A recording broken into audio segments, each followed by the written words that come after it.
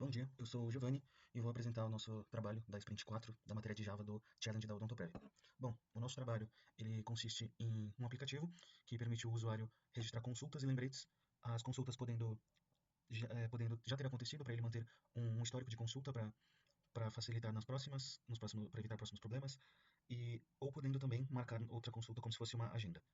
Ele também pode marcar lembretes, fazendo com que ele escolha um horário e possa adicionar qualquer mensagem nela, como se fosse um alarme para tocar na hora específica que ele escolheu, podendo conter, escove os dentes, ou não esqueça de passar fio dental, ou outra coisa.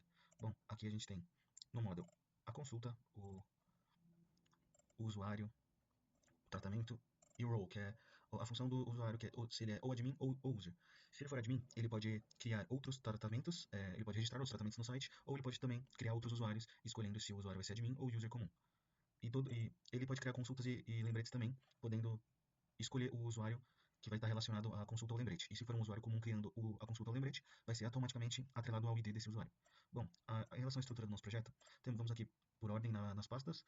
Nos packages aqui a gente tem o data loader na pasta config, que a gente criou dois usuários iniciais para quando o projeto rodar, que a gente criou um admin e o outro um usuário comum. Aí para logar nesse usuário admin, a gente vai com admin@odontoprev.com e a senha admin123. Simples, fácil de entrar, e o user@odontoprev.com e a senha user123 para entrar no usuário comum.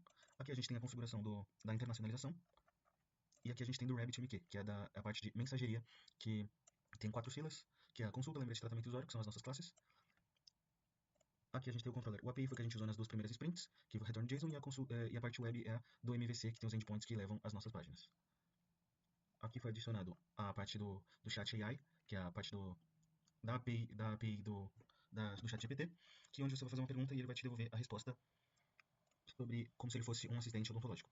Aqui temos a DTO, que são as pastas onde possui usuário DTO, tratamento DTO, consulta DTO e lembrete DTO. Aqui a gente tem a pasta Messaging, que é relacionado ao RabbitMQ, onde a gente criou para todas as classes Consumer e Producer, onde ele vai devolver uma mensagem recebida da fila e ele vai retornar como um print no nosso console. Aqui a gente tem os models, como foi mostrado, os repositories, a parte do security é a configuração do Spring Security, que foi implementado. Aqui a gente tem onde o usuário comum pode entrar, pode acessar, e onde o admin pode acessar. No caso, o admin pode acessar todas as páginas, de usuário não. E aqui no service a gente tem as mesmas coisas da terceira sprint, só foi adicionado essa, como você é um assistente odontológico especializado, responda de forma clara para mandar no prompt. E aqui no resource a gente tem as nossas páginas HTML todas feitas com Tailwind, implementadas com a internacionalização e com a autenticação por autoridade, onde precisa do role admin para entrar em certas páginas ou não. E vamos dar run no nosso projeto, e para dar run nesse projeto a gente precisa inicializar o RabbitConfig rodando esse comando aqui no CMD. E a gente precisa estar com o Docker Desktop aberto já, para isso acontecer. Se não quiser rodar com o RabbitMQ, é só botar como comentado todas as linhas, assim como a dependência aqui no POM. E além disso, para o nosso projeto rodar, você precisa ter uma chave API aqui no Application Properties e também conectado no banco de dados. A gente deixa aqui para teste local o H2 já, mas também o nosso projeto está feito com o banco Oracle, que são as informações sobre a chave API e o banco Oracle vão estar no TXT acompanhando o projeto. E bom, para inicializar, nós temos que vir aqui vamos fechar aqui, abrir o CMD e digitar um comando para nós ativarmos o Docker, que é esse aqui. Aí a gente volta para cá.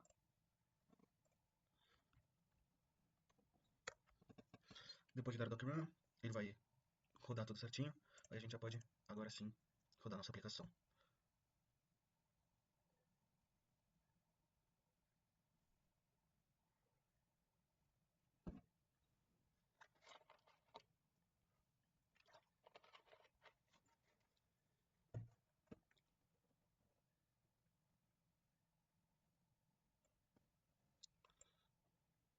Agora é tudo rodando. Vamos.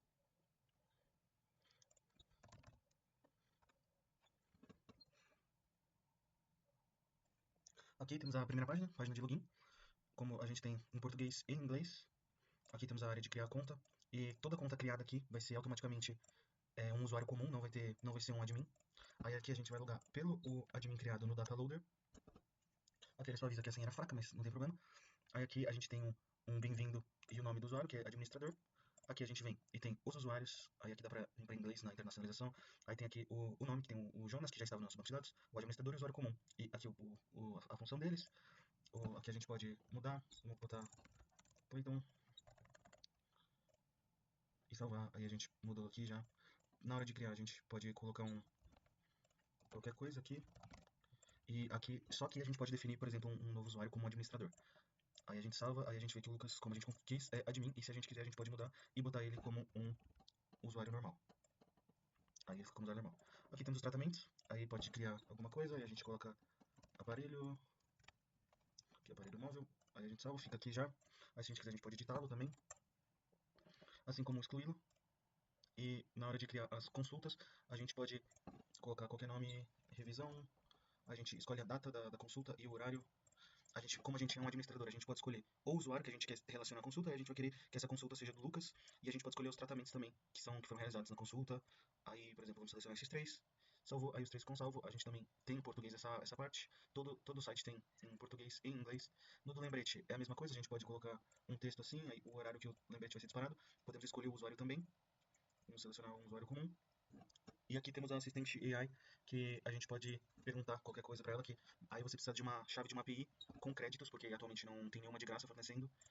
E aí deixa eu mostrar agora, aqui ó, por exemplo, o tratamento, a fila do tratamento, como vai ficar se a gente, quando a gente cria, por exemplo, vamos voltar aqui ó, é recebida uma mensagem, lembrei de criar por usuário comum, aí sempre vai aparecer uma mensagem de todos, ó, consulta registrada para o paciente Lucas, e tudo assim. Aí aqui no RabbitMQ ele passa do último minuto. Como faz mais de um minuto que a gente criou, não vai aparecer aqui agora.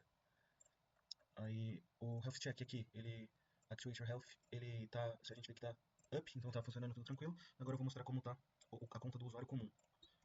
User, a senha que a gente definiu lá no começo, no Dataloader. Aí a gente vê aqui, Welcome usuário comum.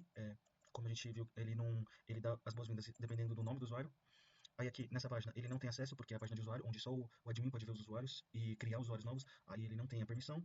Em tratamento ele também ele não tem permissão para ver nem criar, ele só tem permissão para criar uma consulta, por exemplo, selecionar o que ele quiser, e ele não pode selecionar o paciente, ver como ele é automaticamente registrado para a conta dele, para o IP dele.